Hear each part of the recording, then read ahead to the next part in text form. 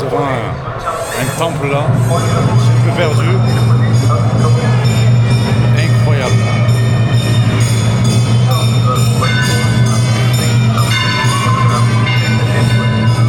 Pas trop ce que c'est.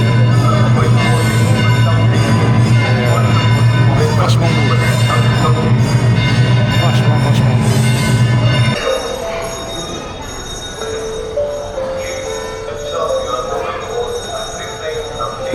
Ok, je viens de ressortir du temple, j'y suis allé, j'ai enlevé les petites chaussures, ça m'a coûté 5 roupies. Magnifique à l'intérieur, vraiment des décors qui resteront aggravés. Alors malheureusement je ne pouvais pas filmer, c'était interdit, les téléphones, tout ça. Mais super, honnêtement magnifique, premier temple que je fais en Inde. J'avais donné mes chaussures, on m'a redemandé des sous après en sortant encore. Bon, je pense que c'est dans la culture, on va dire, hein, on va pas le voir méchamment, mais super expérience. Depuis tout à l'heure, je traverse Pondichéry, j'arrive dans des rues, c'est incroyable.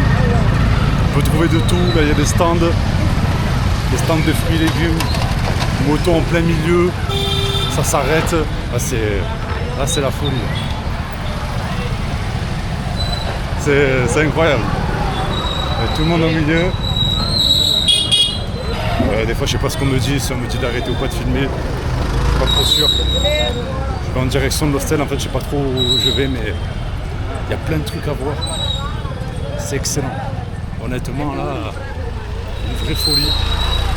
On marche, je suis pas sûr si c'est la bonne direction, mais en tout cas il y a plein de trucs à voir. Des fleurs et tout là. Incroyable.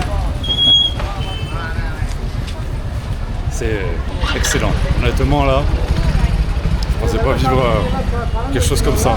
Et c'est qu'il y a de tout. Je traversais une rue avec des sacs, des chemises. Là j'arrive, c'est que des fruits, des légumes, des fleurs. C'est magnifique. Auroville, je suis en chemin du point de vue. Alors apparemment c'est Namasté. Apparemment donc c'est une ville qui a été conçue vraiment pour la spiritualité en 1968 il me semble. Voilà, je ne vais pas faire un cours sur comment ça a été créé ni dans quel but. J'ai juste regardé un petit peu, voilà, c'était réellement consacré à la spiritualité.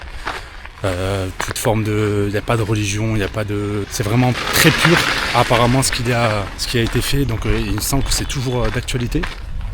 Donc voilà, moi je suis en chemin pour voir ce fameux dôme doré qui est apparemment au milieu. Voilà, si tu veux plus d'informations, je pense que sur internet ou sur YouTube tu trouveras un petit peu plus.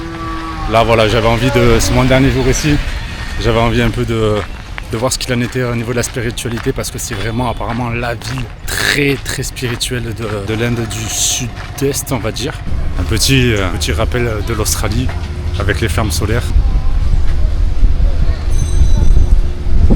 Voilà, un petit champ de panneaux photovoltaïques. C'est des bons souvenirs à ça. Combien j'en ai planté des piles. Incroyable. Je me rapproche de plus en plus du fameux dôme. Ah mais même on peut le voir de là. Alors, malheureusement je vais pas pouvoir faire un zoom là, mais je le vois d'ici. Oh, c'est sacrément énorme. Honnêtement, je pensais pas que c'était aussi gros. C'est bon, je viens d'arriver, hein. Dôme doré. C'est énorme. Énorme, vraiment. Ah, c'est fou.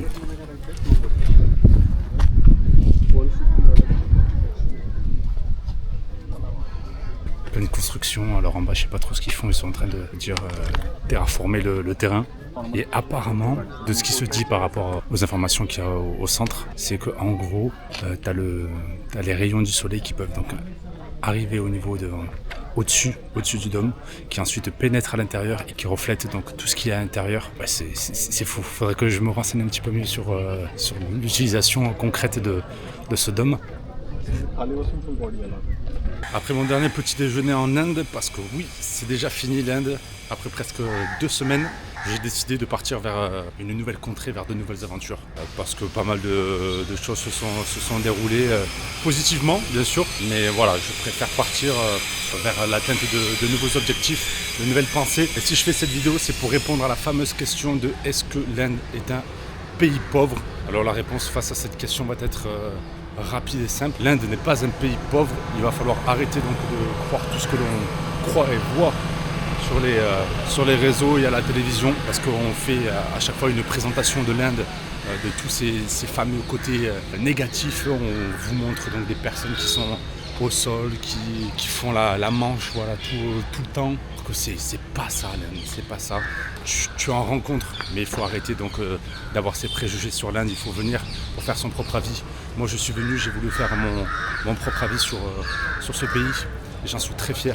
Voilà, ça c'est une chose qu'il faut essayer d'avoir au maximum, de faire son propre avis sur les événements qui se déroulent un peu dans le monde et d'avoir propre réponse. Alors ce qu'il en est, donc c'est un pays, si ce n'est pas un pays pauvre, qu'est-ce que c'est l'Inde? C'est tout simplement pour ma part un pays qui est à sa place, où il doit être dans le monde. Alors si on doit faire un comparatif par rapport aux autres pays, effectivement, donc il y a du retard sur pas mal de choses, comme par exemple sur les transports. Vraiment, les bus, ils datent d'il y a 100 ans, je pense. Voilà, c'est assez vieux. Au niveau de la circulation, au niveau donc peut-être de certaines choses, de la propreté, quoi. Bref, tout ça, c'est pas à moi de faire ces changements, mais c'est mon point de vue après 2 semaines. Donc je peux en tirer ces conclusions-là. L'Inde est riche déjà par sa culture, est riche économiquement, mais comme je viens de le dire, elle est tout simplement à l'endroit où elle doit être par rapport à son époque et à son évolution. Elle progresse, c'est un pays en développement et je suis totalement confiant sur le futur de l'Inde. D'ici 15-20 ans, il sera totalement différent de ça. Alors effectivement, c'est sur le long terme, mais en tout cas, c'est la vie que j'ai pu en dégager. Et c'est d'une part pour ça que je pars, parce que finalement, niveau professionnel, il n'y avait pas ce que j'attendais. Voilà. C'est une vidéo très courte. Voilà.